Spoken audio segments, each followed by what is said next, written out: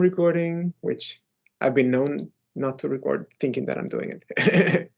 So, so we're just gonna talk overall like factors to consider when trying to identify the right program for you for grad school. So, oops, my bad. There we go.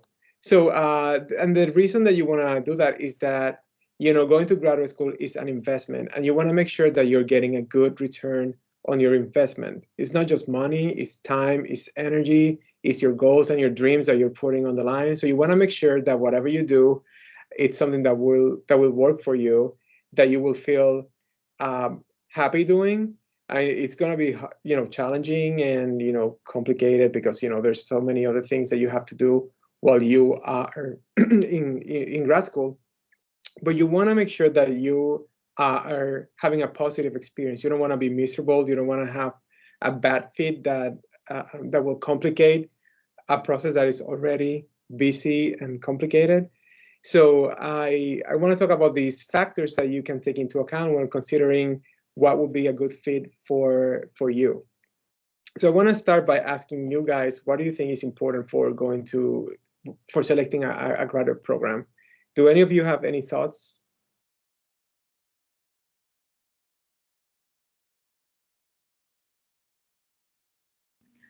I think it's important to make sure the school, one, of course, has the program that you are looking to go into. It's in an area that you're comfortable with, like surrounding wise. Maybe population, like you don't want to go to a huge school, and you look into that as well. Um, let's see, maybe like the class, like you sometimes on websites or like through different things for certain schools, you can see how big classes are, or how much you have, like you can have personal time with the professor and stuff like that. You want to look into all of that. Those are great notes. Anyone else?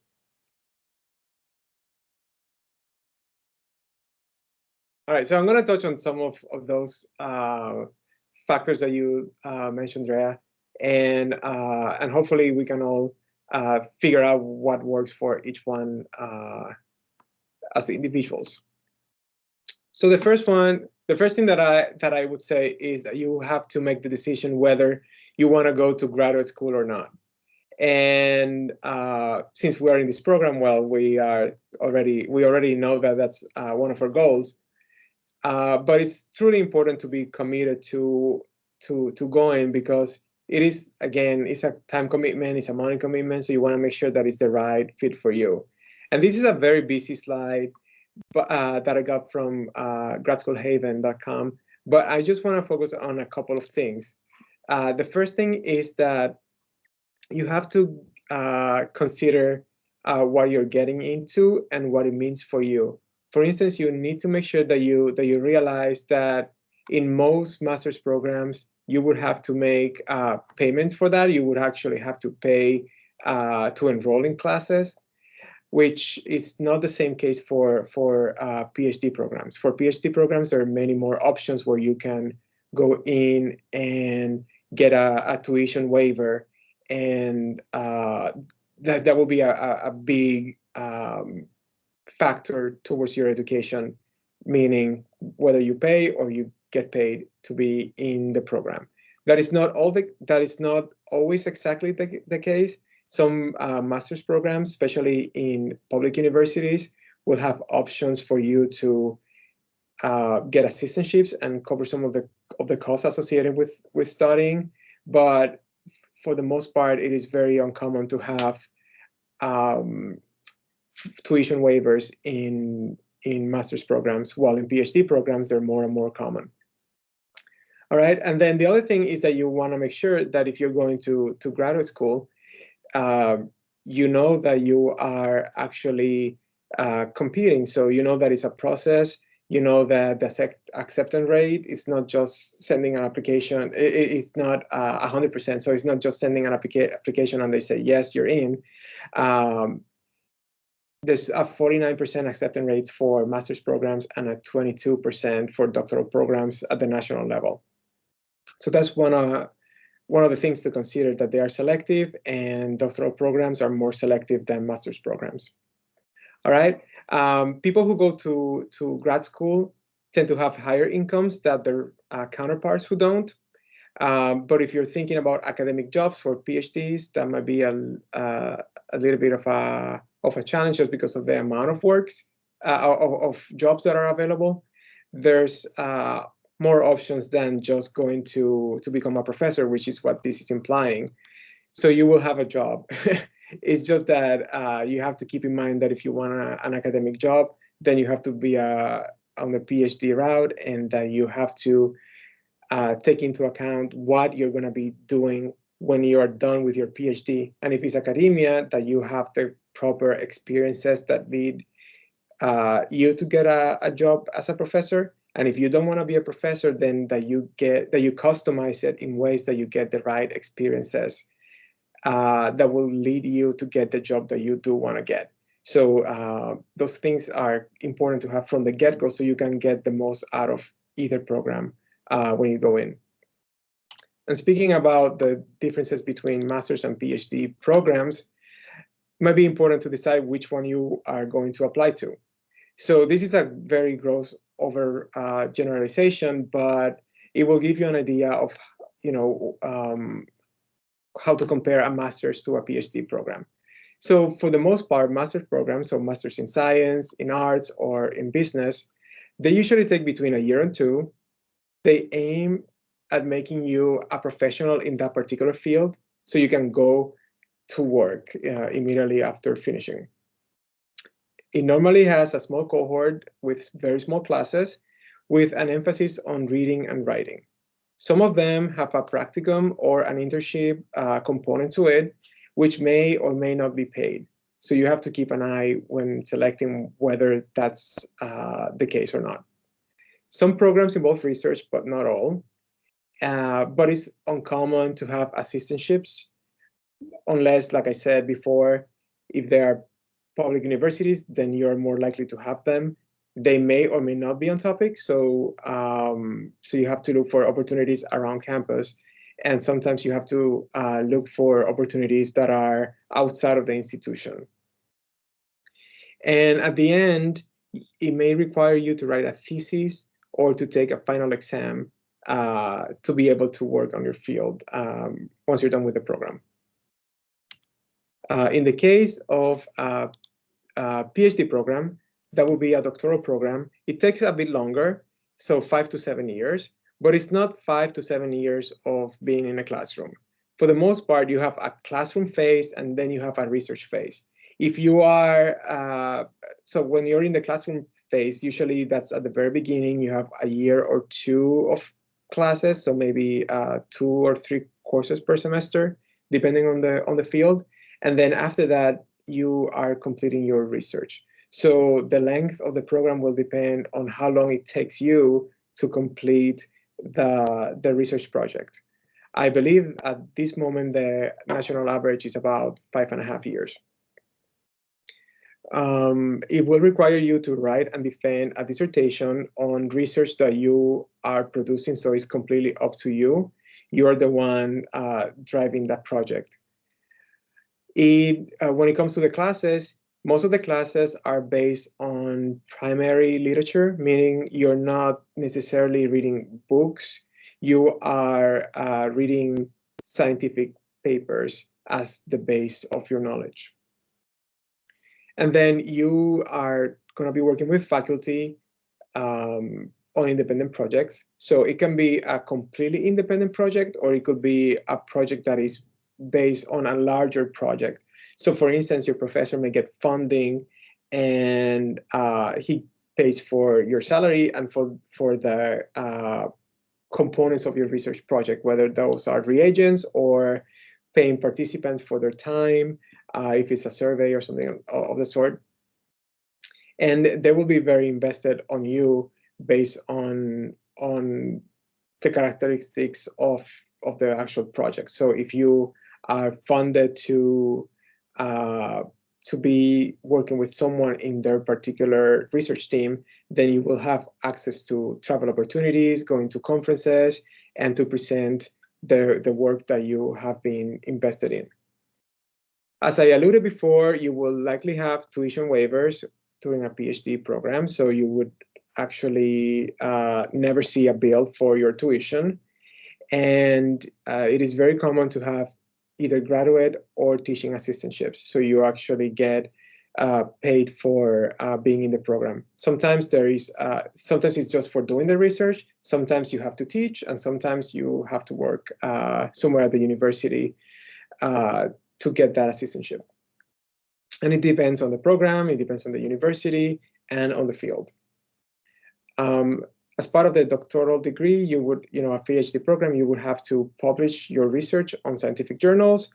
And the original goal of these programs is to make you a professor, but now it is much more common that it prepares you to have senior positions in your field, whether that's at a company or with government or with whatever it is, depending on what you're becoming an expert in. All right.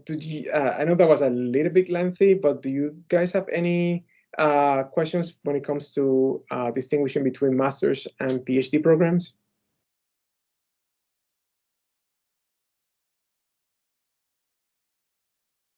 All right.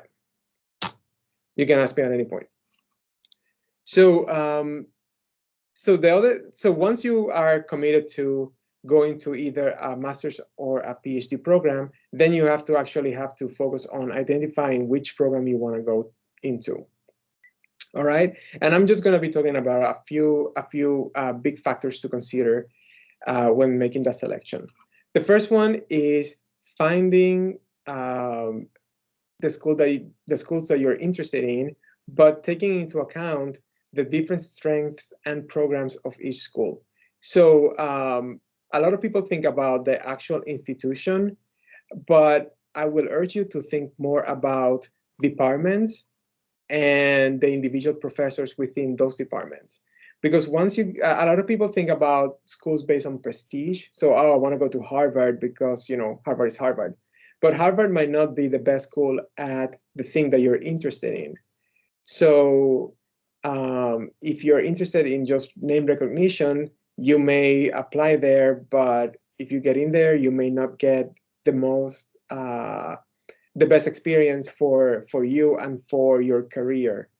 When it comes to departments, the departments may give you the flexibility of having access to resources, different faculty, and the individual faculty will give you access to specific research expertise, which is what you're going to be interested in.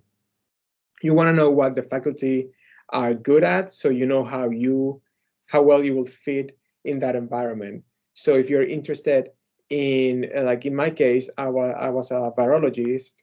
So if I want to go to a school and there's no one who works in viruses, and it's just a general microbiology department, then I don't have options to grow there.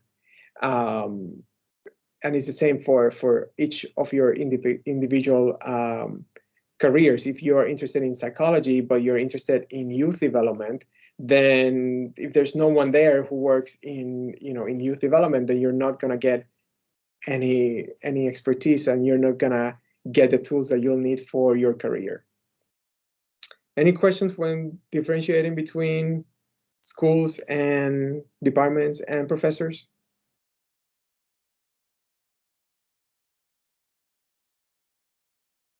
All right. So the next thing that you need to do is to verify that the schools that you are considering are a good value to you. So you want to make sure that they're accredited, because otherwise you won't be able to work when you're done with school. And you want to make sure that it has the right tools that are needed for your degree. So for instance, if you want to go to a PhD program, you need to make sure that you have the resources to conduct research in that institution.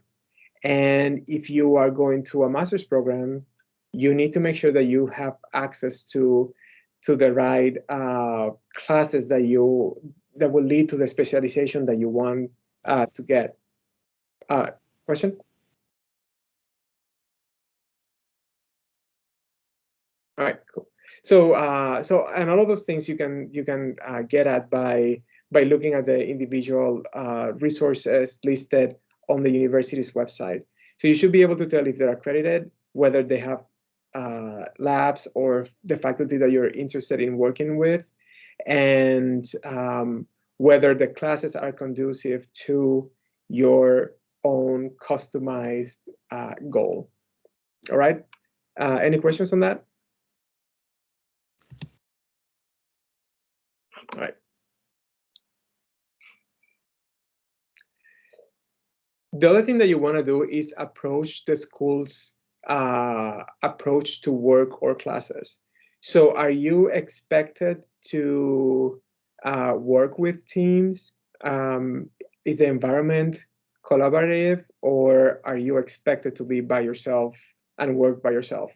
That's going to be very important, because that also depends on how you see yourself moving forward. If you're somebody who works well with other people and who envision making the most out of your experience by contributing to a big project, that's something that you have to to know, so you can see if that's feasible in that institution. Because if you're that type of person, and then you're expected to just be working on your own and finding resources on your own, that may slow down your process. But if you are somebody who has the desire to identify problems and solve them on your own, and add flexibility to your time, because you don't have to depend on other people to do certain things, then a place that focuses on individual progress might be best suited for you. Some of these things are harder to find from the website, but that's when it will become very helpful to reach out to people who are at the institution and just ask questions. You can identify students. Maybe a lot of places have the list of their students on their website, so you can reach out to them and ask them how is the work environment, whether they work in teams on their own, and so forth. And that may give you a better understanding on how the institution works in that regard. Related to that, you have to assess your fit in large versus small teams. So in some places, you will be part of a team from the get-go, whether you want it or not. And that usually happens in big research labs, where you would be part of a project, of a very large project, and then you would probably have smaller group meetings where you would focus on particular questions that have to do with your very, very specific interest. Usually these are well-funded labs that have, let's say, between 10 and 50 people, depending on the field. And that will give you access to very focused groups within that team, but it will give you less access to the main mentor. So if you're interested in working with a particular faculty member, and that person heads a big research group, you may not interact with that person very often. Versus if you're in a smaller team, let's say that you join a group that has 3-4 people, then you probably will have access to that mentor on a much more frequent basis. So perhaps you meet once a week, and then as a group, and then you can meet one-on-one once a week as well, or maybe they have an open door policy. So you will have much more access to that person. So if you are okay being completely independent, being on a larger group might be for you. But if you like collaborating with people and you would like much more feedback as you work, then you need to consider being on a smaller team. And once you go through the program's website, you can figure out more or less how big groups are within those departments and within the faculty labs that you might be interested in going to. All right. You also want to, I kind of alluded to that before, but you want to know how involved mentors are. Some mentors get you in and it's up to you to figure everything out. And if you have a problem, it's up to you to go and reach out and ask them for help. And even your recommendation letters, you have to write them for them, and they will just edit and sign. And if that works well for you, then those bigger labs are a good option. But if you need a little bit more of guidance and feedback, as I mentioned before, then you want to make sure that your mentor is able to give you all that time. So you need to make sure that you figure out whether these people will be able to commit that amount of time to you. All right. Any questions so far? All right. Cool. Another thing that is going to be important for you would be to research the average student experience. And what you want to know is, where are the students who have been in that program end up going to?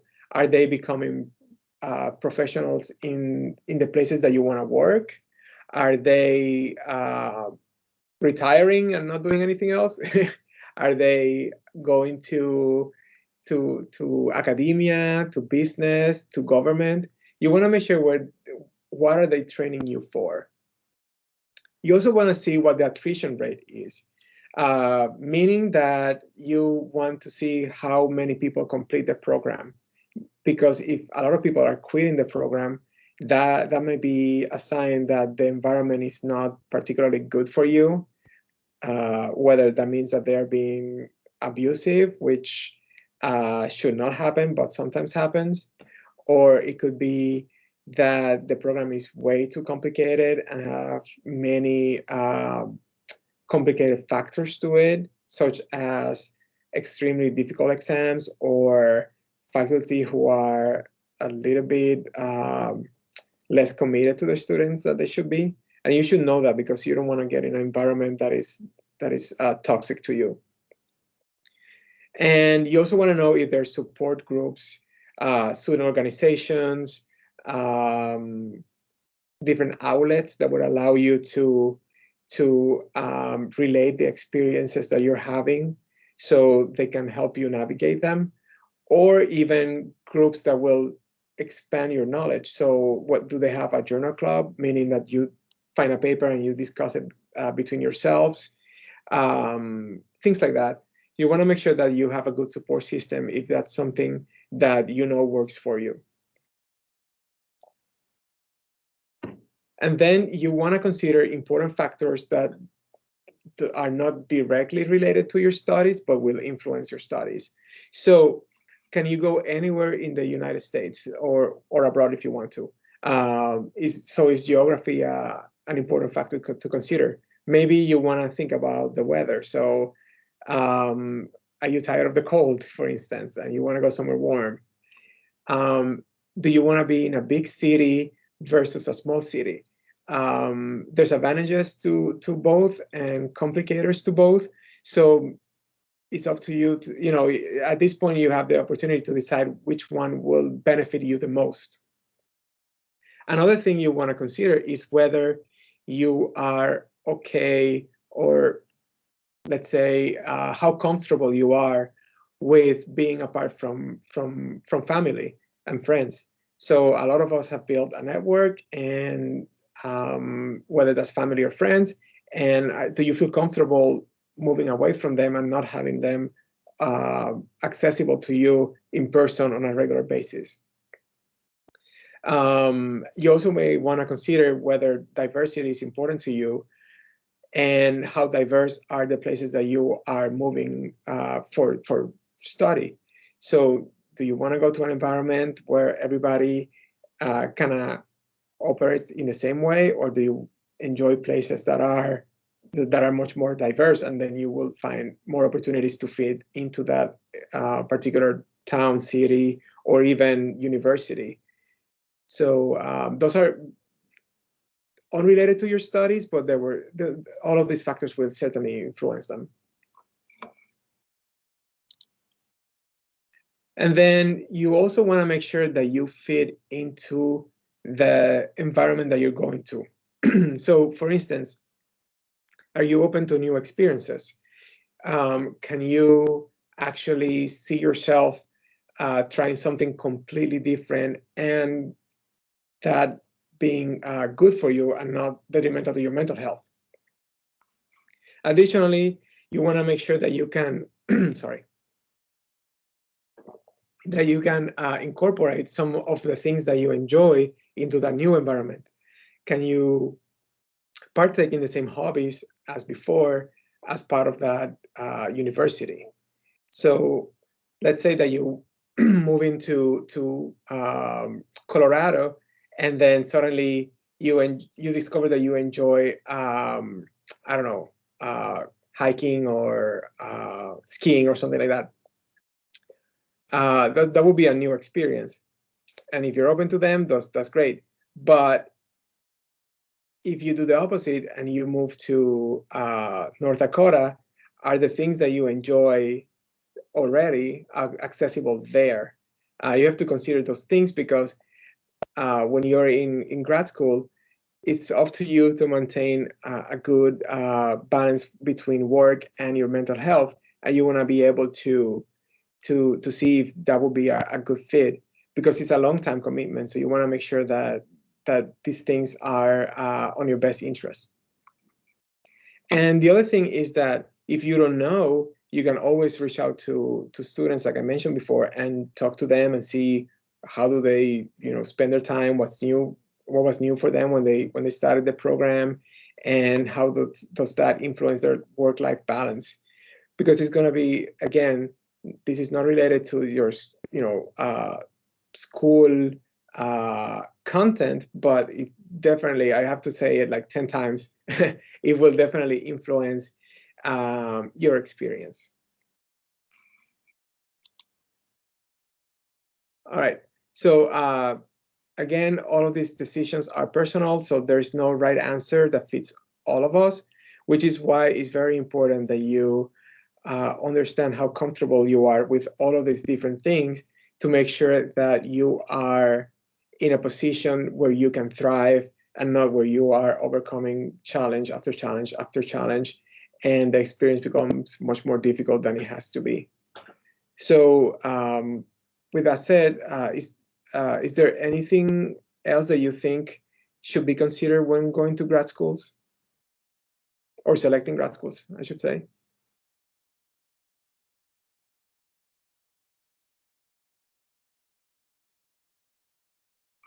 All right. So at this point, I'm gonna ask our GAs, Khadija and Clarissa, to kind of tell us a little bit about how they selected CSU for the grad programs. Can we start with Khadija? Can you tell us why you decided to join CSU and not, some other place? Yeah, I didn't. Well, do you want the real reason or like the nice reason?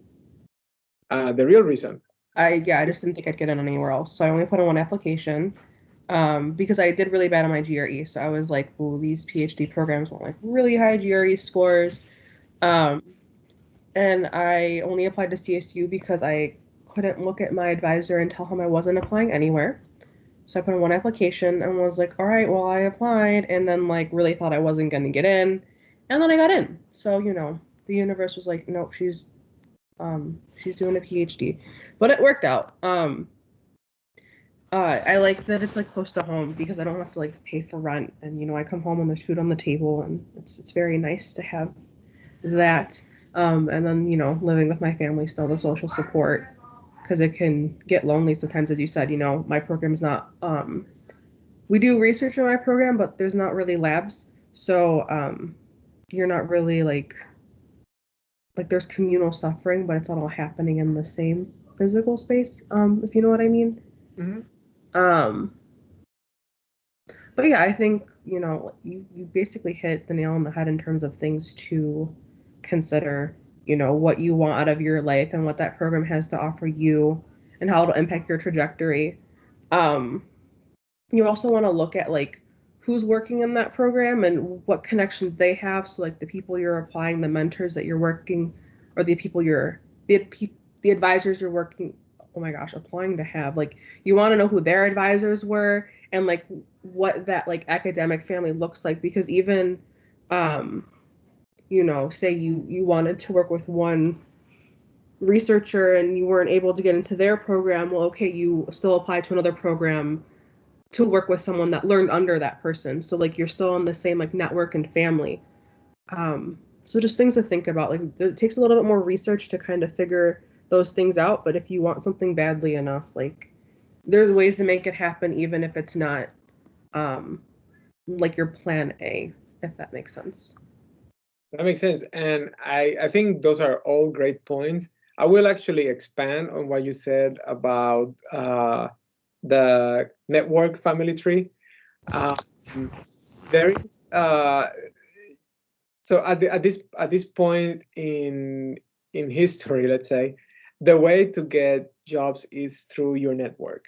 So the days of sending a resume and then people just like evaluating that directly are fairly gone. And a lot of the jobs that are, you know, given, especially the higher up you go, those are all acquired through your network. You either find out about the jobs based on the network, or the recommendations from the network weigh very heavily into that process.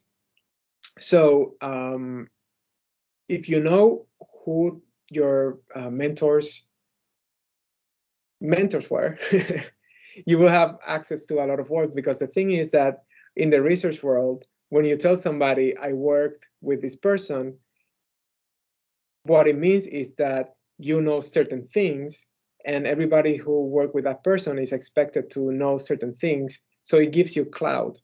And the more connections you have, the better it is. But the most successful people at getting the jobs that they want know the right people, meaning that they have a either direct or indirect connections with people who are influential, and that usually happens through mentorship, and it can also happen through events. So for instance, when you go to conferences, you get to know a lot of people, and you get to know who taught who, and that's a good way of getting access to those people, if that makes sense. So Clarissa, can you tell us a little bit about how you ended up at CSU, why you selected CSU, and what are you considering moving forward? Yeah, so I originally chose the master's program at Cleveland State because I was able to, as an undergrad student, take classes towards that degree. So a lot of people don't know that, but in like your last semester of undergrad, you can take courses like up to 9 credit hours of graduate work that would go towards your next degree, whether that be like a PhD or master's. So I did that as an undergrad. Like in my last semester, I took a few graduate courses, and I was like, okay, this program is what I want to do. Like I'll be a counselor. And it just like perfectly aligned with what I wanted to do. Plus, like I already had like connections. I'm comfortable here. I knew researchers, and like I was in McNair, and I was like, they need 2 graduate assistants. Like I'm gonna apply to be one. So it just all really worked out. Um, Things that I thought about ahead of time, and it worked out in my favor. And then now I've applied to a few counseling PhD programs, and none of them are in Ohio. But and what got me to look at those programs is kind of like what Khadijah said, like making sure like there's people in those programs that you want to work with. So like when I was on my search, I worked off of like this top 50 list of like counseling PhD programs. And then when I would like, I'd go by location because I knew I wasn't applying because there's only two schools in Ohio that have the program I'm applying to anyways. But when I knew I wasn't applying to any schools in Ohio, I like first started with like location. So I was like, okay, like Chicago is not that far. Like friends could drive to me. I know that's weird to think about, but I'm like, okay, how can like, that social support get to me. So I looked at location, and then when I figured out, okay, this school is doable, this school is doable, then I looked at like, okay, yes, I like how far the school is, but are there researchers there that are doing research in things that I'm interested in? So that was probably the most important part of my decision. I would say that, and then the location, because I don't want to like apply to a program that I have no interest in working with the faculty members there. And really, it's not like me or Khadijah, we knew anything like special. We literally, it's all like Google searches. Like you search up the school or the program, and then you have to do a little bit more digging on their site. Like, okay, who in this, like most of these programs are like in the psychology departments, like, okay, who in this department's doing research and what are they doing research on? So looking at some of their older studies, looking at if they're even taking on graduate students. And that's kind of how I made my decisions for the counseling PhD programs I applied to. Awesome. Well, thank you. So does anyone have any other thoughts, comments, or questions?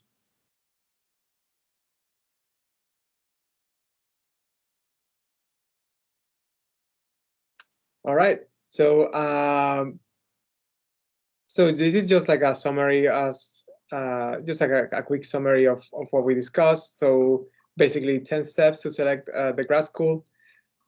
Just as we discussed, you have to first select whether you want to apply or not. And if you do, you have to decide between a master's and a PhD program. Once you know what to apply to, you want to know the strengths of each one of those schools and programs, verifying the professors, because that's going to be key. Is the faculty that you want to work with there, or are the classes that you want to take being offered? Then you want to verify accreditation, their value to you, and evaluate the program's approach to work or class. You want to make sure that you fit. So assess whether you will be working in large or small teams.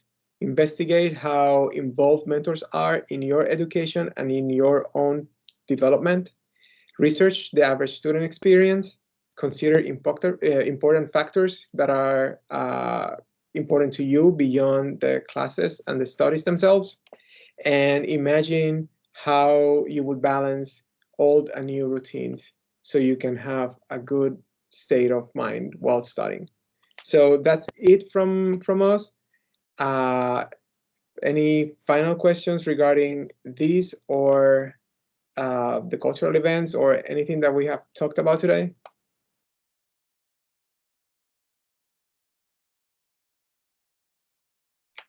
All right, so I'll be sending an email at some point later this week regarding the cultural events, and I'll talk to you guys soon then.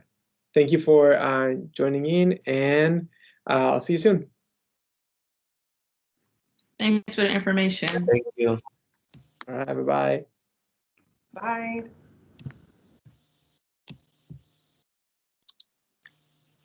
I have a question. Oh, yeah. I have a meeting with you at either 1 or 1:30. We use this same app or? Do you wanna? Do you have time now? Yeah. Because we can just continue then. Let me stop presenting and stop recording, and